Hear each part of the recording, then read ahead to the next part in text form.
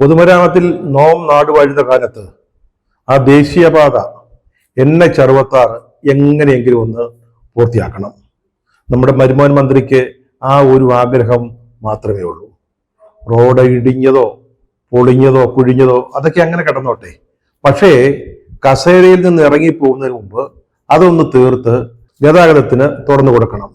അടുത്ത മാമാങ്കത്തില് അത് പറഞ്ഞു വേണം 10 വോട്ട് വാങ്ങിക്കാൻ.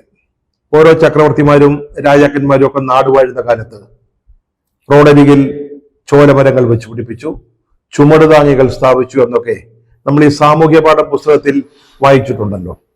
അതുപോലെ മുഹമ്മദ് റിയാസ് പൊതുമരാമത്ത് ഭരിക്കുന്ന കാലത്താണ് NH-66 പൂർത്തിയാക്കിയതെന്ന് വരണം. പുസ്തകങ്ങളിലൊക്കെ അതൊന്ന് എഴുതണം. അത്രയേ ഉള്ളൂ ആഗ്രഹം. നമ്മുടെ ഭരണകാലത്ത് ആ റോഡൊന്ന് പൂർത്തിയായി എന്ന് വരണമെന്നേ ഉള്ളൂ. അല്ലാതെ ഭരണ നേട്ടമായിട്ട് നമുക്ക് എഴുതി പിടിപ്പിക്കാൻ പറ്റുമോ? കള്ളത്തരം പറയാൻ പറ്റുമോ? കുട്ടികളെ അത് പഠിപ്പിക്കാൻ പറ്റുമോ?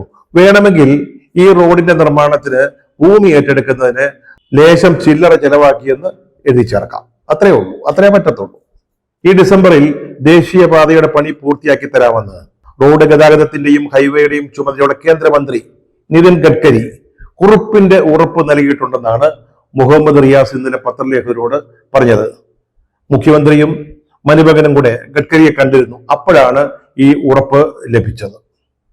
അവര് ഗഡ്കരിയെ കണ്ടപ്പോഴ് ഒറ്റ ഡിമാൻഡേ ഉണ്ടായിരുന്നുള്ളൂ. എങ്ങനെയെങ്കിലും ഏത് വിധേയെങ്കിലും നമ്മൾ കസേരയിൽ നിന്ന് അധികാരത്തിൽ നിന്ന് ഇറങ്ങിപ്പോകുന്നതിന് മുമ്പ് ഈ ദേശീയപാതയുടെ പണിയൊന്ന് പൂർത്തിയാക്കി തരണം. മലപ്പുറം ജില്ലയിലെ കൂരിയാട് മുതൽ വടക്കോട്ട് റോഡ് മുഴുവൻ ഇടിഞ്ഞും പൊളിഞ്ഞും കുഴിഞ്ഞും കിടക്കുകയാണെന്ന് നമുക്കറിയാൻ മേലഞ്ഞിട്ടല്ല. അക്കാര്യത്തിൽ സംസ്ഥാന സർക്കാരിന് വേവലാതിയൊന്നുമില്ല.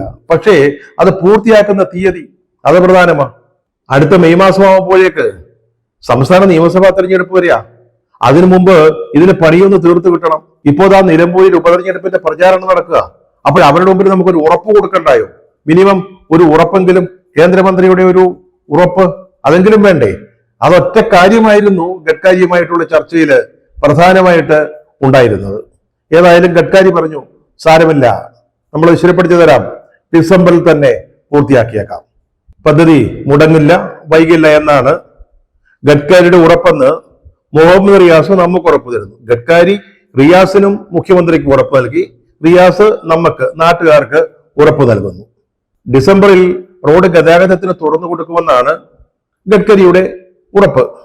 ഇനി ഏതെങ്കിലും ഭാഗത്ത് റോഡ് പൂർത്തിയാകാതെ വന്നാലും അത് പരിഹരിക്കാം എന്നും പറഞ്ഞിട്ടുണ്ടത്രേ. അതിന്റെ അർത്ഥം എന്താണെന്ന് മനസ്സിലായില്ല. എവിടെയെങ്കിലും റോഡ് ഇടിഞ്ഞും കുഴിഞ്ഞും കിടക്കുകയാണെങ്കിലും അത് ഗതാഗതത്തിന് തുറന്നു കൊടുക്കുമെന്ന് മന്ത്രി പറഞ്ഞു എന്നാണോ നമ്മൾ അർത്ഥമാക്കേണ്ടത്?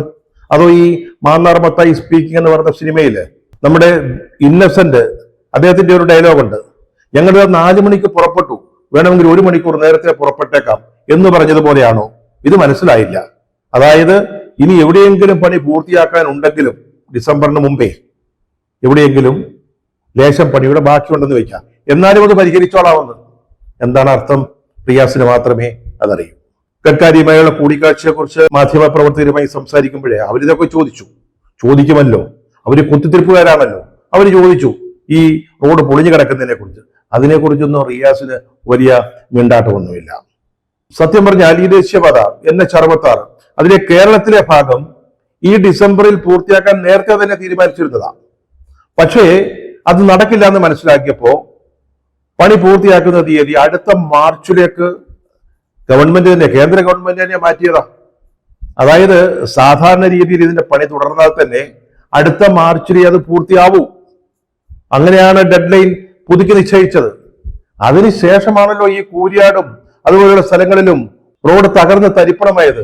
വലിയ ഗർത്തങ്ങൾ രൂപപ്പെട്ടു, റോഡ് താഴ്ന്നു. ഇതൊക്കെ പിന്നീടാണ് സംഭവിച്ചത്. റോഡാകെ നാശകോശമായിരിക്കുകയാണ്. അതൊക്കെ ഇനി നന്നാക്കണം. ഈ കൂരിയാട് ഭാഗത്ത് അവിടെയാണ് ഏറ്റവും കൂടുതൽ നാശം ഉണ്ടായത്, വിള്ളലുകളും ഗർത്തങ്ങളും സംഭവിച്ചത്. അവിടെ ഏതാണ്ട് 1/2 കിലോമീറ്റർ ദൂരത്തിൽ വയാഡക്റ്റ് പണിയണമെന്നാണ് പറയുന്നത്. എന്നിട്ടും നമ്മുടെ റിയാസിന് കിട്ടിയിരിക്കുന്ന ഉറപ്പെന്താണ്? ഈ തകർന്ന് തരിപ്പണമായ റോഡ് പുതുക്കി ബാക്കി പണികൾ പൂർത്തിയാക്കി നമുക്ക് ഡിസംബറിൽ ഗതാഗതത്തിന് തുറന്നു കൊടുക്കാമെന്ന് ഗഡ്കരി പറഞ്ഞല്ലോ. നേരത്തെ ഡിസംബർ ആയിരുന്നു ഡെഡ് ലൈൻ, പിന്നീട് അത് അടുത്ത മാർച്ച് പുതുക്കി നിശ്ചയിച്ചതാണ്. അതിനുശേഷമാണ് റോഡില് വിള്ളലുകളും ഗർത്തങ്ങളും കുഴികളും ഒക്കെ ഉണ്ടായത്. അതിനെ പൂർത്തിയാക്കണം, പുതുക്കണം. എന്നിട്ടും ഈ ഡിസംബറിൽ തന്നെ ഈ റോഡ് ഗതാഗത യോഗ്യമാകുമെന്ന് നമ്മുടെ റിയാസ് മോൻ പറയുന്നതിന്റെ അർത്ഥം എന്താണെന്ന് മനസ്സിലാകുന്നില്ല. ഈ കേട്ടിരിക്കുന്ന നാട്ടുകാരൊക്കെ ഒരു പൊട്ടന്മാരാണെന്നാണോ നമ്മുടെ മന്ത്രി ധരിച്ചു വെച്ചിരിക്കുന്നത്? ഇറങ്ങിപ്പോകുന്നതിന് മുമ്പ് ഈ റോഡിന്റെ ഒരു ഉദ്ഘാടനം നടത്തണമെന്നും ആ വേദി ഒന്ന് കയറിയിരിക്കണമെന്നും മോഹമുദിക്കുന്നത് തെറ്റൊന്നുമല്ല. പൊതുമരാമത്ത് മന്ത്രിയല്ലേ. പക്ഷെ അതിന് നാട്ടുകാരെ ഇങ്ങനെ പറഞ്ഞു പറ്റിക്കണം. മാർച്ചിൽ പോലും പൂർത്തിയാകുമെന്ന് ഉറപ്പില്ലാത്ത ഒരു റോഡ് അല്ലെങ്കിൽ ദേശീയപാത നിർമ്മാണം അത് ഡിസംബറിൽ പൂർത്തിയാകുമെന്ന് നമ്മുടെ മന്ത്രി നമുക്ക് ഉറപ്പ് തന്നിരിക്കുക. നമ്മളത് വിശ്വസിക്കണം അല്ലേ? മന്ത്രി റിയാസ് മാധ്യമപ്രവർത്തകരോട് ഇത് പറയുമ്പോഴാണ് കൂരിയാറിൽ നിന്ന് 3 കിലോമീറ്റർ അകലെ തലപ്പാറ എന്ന സ്ഥലത്ത് നാഷണൽ ഹൈവേയിലെ ഒരു ഓവാലം ഇടിഞ്ഞ് താഴ്ന്ന വിവരം നമ്മൾ അറിയുന്നത്. അതുപോലെ ഡിസംബറിൽ ഈ റോഡ് പൂർത്തിയാകുമെന്ന അവകാശവാദം പ്രസിദ്ധീകരിച്ച പത്രം, ആ വാർത്തയുടെ അടുത്തു തന്നെ മറ്റൊരു വാർത്തയുണ്ട്. കൃത്യമായ ഭാരവാഹക ശേഷി വിലയിരുത്തി അതനുസരിച്ച് മണ്ണ് ഉറപ്പിക്കാതെ പണി തുടർന്നാൽ വീണ്ടും കൂരിയാട് ആവർത്തിക്കുമെന്ന് ഈ പ്രദേശങ്ങളിൽ സന്ദർശനം നടത്തിയ ഭൗമ സാങ്കേതിക വിദഗ്ധന്മാർ മുന്നറിയിപ്പ് നൽകുന്നു എന്ന വാർത്തയാണത്. അപ്പോഴാണ് മന്ത്രി പറയുന്നത് ഡിസംബറിൽ ഒക്കെ കോംപ്ലിമെന്റ്സ് ആകുമെന്ന്. വാസ്തവത്തിൽ പിണറായിയുടെയും റിയാസിന്റെയും ഒക്കെ യഥാർത്ഥ പ്രശ്നം എന്താ? ഈ റോഡ് ഇടതുപക്ഷ സർക്കാരിന്റെ ഏറ്റവും വലിയ നേട്ടമായിട്ട് ഇതുവരെ അവകാശപ്പെട്ടുകൊണ്ടിരുന്നതാണ്. പിന്നീടാണ് ഈ റോഡിലെ കുഴപ്പങ്ങൾ പുറത്തേക്ക് വരുന്നത്. അത് തകർന്ന് തരിപ്പണമായതിന്റെ വിശദാംശങ്ങൾ ജനങ്ങൾ അറിയുന്നത്. അപ്പോഴേക്ക് ഈ അവകാശവാദത്തിൽ നിന്ന് പിന്മാറി. നേരത്തെ അച്ചടിച്ചു വെച്ചിരുന്ന പ്രോഗ്രസ് റിപ്പോർട്ടിൽ അത് ഇടം പിടിച്ചുപോയി. അതിനെ മാറ്റാൻ പറ്റത്തില്ലല്ലോ.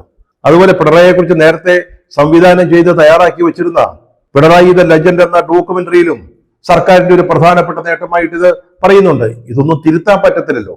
എങ്കിൽ പോലും നമ്മൾ ഇതിനെക്കുറിച്ചുള്ള അവകാശവാദം ഒന്ന് നിർത്തിവെച്ചിരിക്കുകയാണ്. ഇനി എന്താണ് ചെയ്യേണ്ടത്? എങ്ങനെയെങ്കിലും ഒന്ന് പൂർത്തിയായി കിട്ടിയാൽ, ഡിസംബറിലൊന്ന് തീർന്നു കിട്ടിയാൽ, കുറഞ്ഞ വർഷം അടുത്ത മാർച്ചിന് മുമ്പെങ്കിലും ഈ റോഡ് ഗതാഗത യോഗ്യമായി കിട്ടിയാൽ അതിന്റെ പേരിൽ ചില അവകാശവാദങ്ങൾ വീണ്ടും നടത്താൻ പറ്റും. പുതിയ പുതിയ റീലുകൾ എടുക്കാം, അതൊക്കെ ജനങ്ങളെ കാണിക്കാം.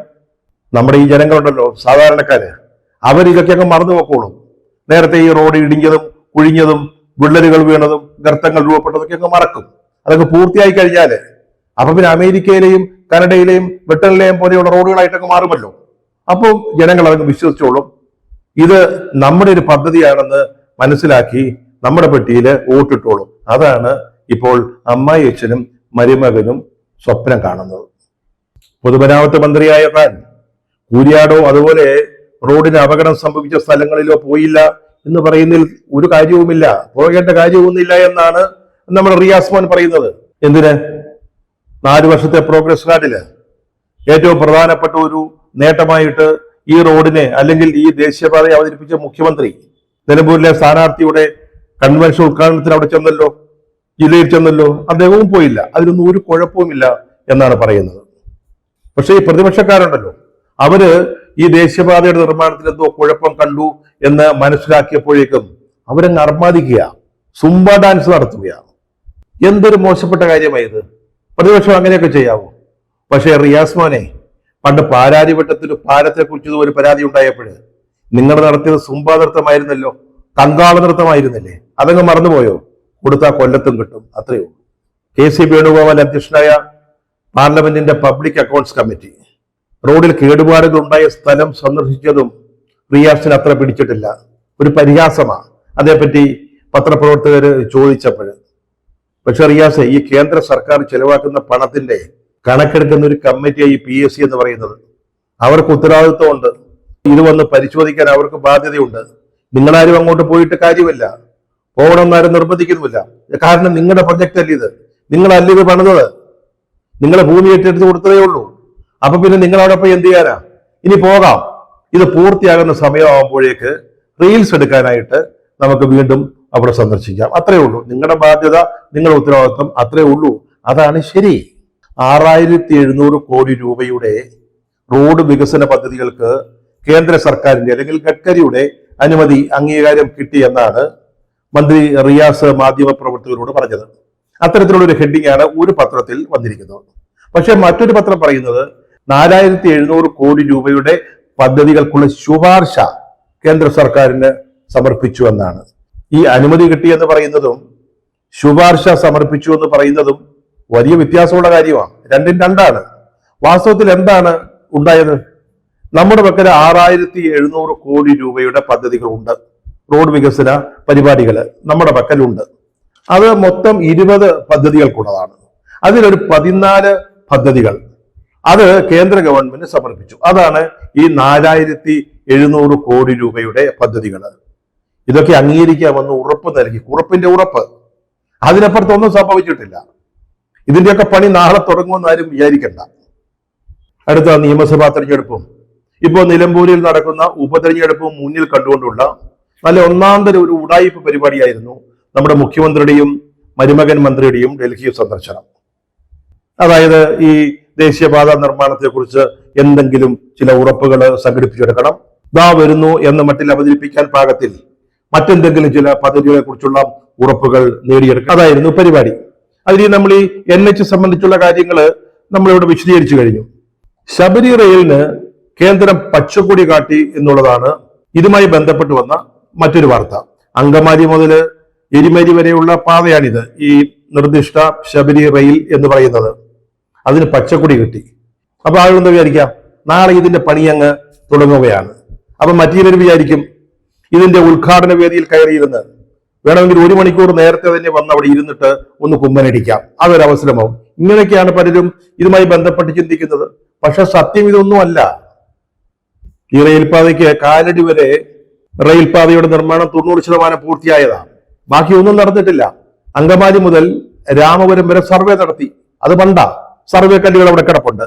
അതിനുശേഷം രാമപുരം മുതൽ എരിമേലി വരെയുള്ള ഭാഗത്ത് വെറും ഏരിയൽ സർവേ മാത്രം, ആകാശത്തു നിന്നുള്ളൊരു നോട്ടം, ഒരു കാഴ്ച, അത് മാത്രമേ നടന്നിട്ടുള്ളൂ. അല്ലാതെ ഒന്നും സംഭവിച്ചിട്ടില്ല. ഇപ്പോൾ നമ്മുടെ മുഖ്യമന്ത്രി റെയിൽവേയുടെ ചുമതലയുള്ള മന്ത്രി അശ്വിനി വൈഷ്ണവുമായിട്ടൊരു കൂടിക്കാഴ്ച നടത്തി. അപ്പൊ അദ്ദേഹം പറഞ്ഞു നമുക്ക് ഈ പദ്ധതിയുടെ ബാക്കി കാര്യങ്ങളുമായിട്ട് മുന്നോട്ട് പോവാം. അതിനാദ്യം ചെയ്യേണ്ടത് എന്താ? ഭൂമി ഏറ്റെടുക്കണം. അത് സംബന്ധിച്ച ചർച്ചകൾക്കായിട്ട് ഞാനൊരു സംഘത്തെ, ഒരു റെയിൽവേയുടെ ഔദ്യോഗിക സംഘത്തെ കേരളത്തിലേക്ക് അയക്കാം. ഇതാണ് അശ്വിനി വൈഷ്ണവ് റെയിൽവേ മന്ത്രി പറഞ്ഞത്. അതോടെ നമ്മൾ അങ്ങ് തീരുമാനിച്ചു, പച്ചക്കൊടി കാട്ടി. അപ്പൊ ചാനലുകളിൽ, പത്രങ്ങളിൽ വെണ്ടയ്ക്കാൻ നിരത്തുകയാണ്. മധ്യ കേരളത്തിന്റെ വൻ വികസന വിധ നടക്കാൻ പോകുന്നു. സത്യം പറഞ്ഞാൽ 1998 റെയിൽവേ അംഗീകരിച്ച പദ്ധതിയാണിത്. ഈ റെയിൽവേ പദ്ധതിക്ക് ഉണ്ടാകുന്ന ചെലവ് കേന്ദ്രം 51%, നമ്മള് 49%, സംസ്ഥാനം 49% വഹിക്കാമെന്നൊരു കരാർ 2021 ജാനുവരിയിൽ ഉണ്ടായതാണ്. അതൊക്കെ ഈ സർക്കാരിന്റെ കാലത്താണ്, സംശയമില്ല. അതുപോലെ പുതുക്കിയ എസ്റ്റിമേറ്റ് വന്നു, 3810 കോടി രൂപയുടെ പുതുക്കിയ എസ്റ്റിമേറ്റ്. അത് 2023 ജൂലൈയിൽ സമർപ്പിച്ചതാ. അതിനുശേഷം ഒന്നും നടന്നിട്ടില്ല. ഇപ്പൊ റെയിൽവേ മന്ത്രിയെ കണ്ടു. അദ്ദേഹം ഭൂമി ഏറ്റെടുക്കുന്നത് സംബന്ധിച്ച് പഠിക്കാൻ ഒരു സംഘത്തെ അയക്കാമെന്ന് പറഞ്ഞു. അപ്പോൾ നമ്മുടെ വലിയ ബാനർ ഹെഡിങ് കൊടുക്കുക, ശബരി റെയിലിന് പച്ചക്കൊടി. ഇതൊക്കെ തന്നെയാണ് പിണറായി വിജയനും റിയാസും ആഗ്രഹിച്ചതും പ്രതീക്ഷിച്ചതും. അതായത് തെരഞ്ഞെടുപ്പ് വരുന്നു, അതിനു മുമ്പായിട്ട് ചില വൻ പദ്ധതികൾ ഇവിടെ കൊണ്ടുവരുന്നതിന് സംസ്ഥാന സർക്കാർ ശ്രമിക്കുന്നു. പക്ഷെ റെയിൽവേ ആയിരുന്നു പ്രധാന ആഗ്രഹം, സിൽവർ ലൈൻ. പക്ഷെ അതിനെക്കുറിച്ച് ഏതെങ്കിലും തരത്തിലുള്ള കുറിപ്പിന്റെ ഉറപ്പ് നൽകുന്നതിന് അശ്വിനി വൈഷ്ണവ് തയ്യാറായില്ല. റെയിലിന് വേണ്ടിയിട്ട മഞ്ഞക്കുറ്റികള് ഇപ്പോഴും കാട്ടിലും കായലിലും കടലിലും തന്നെ.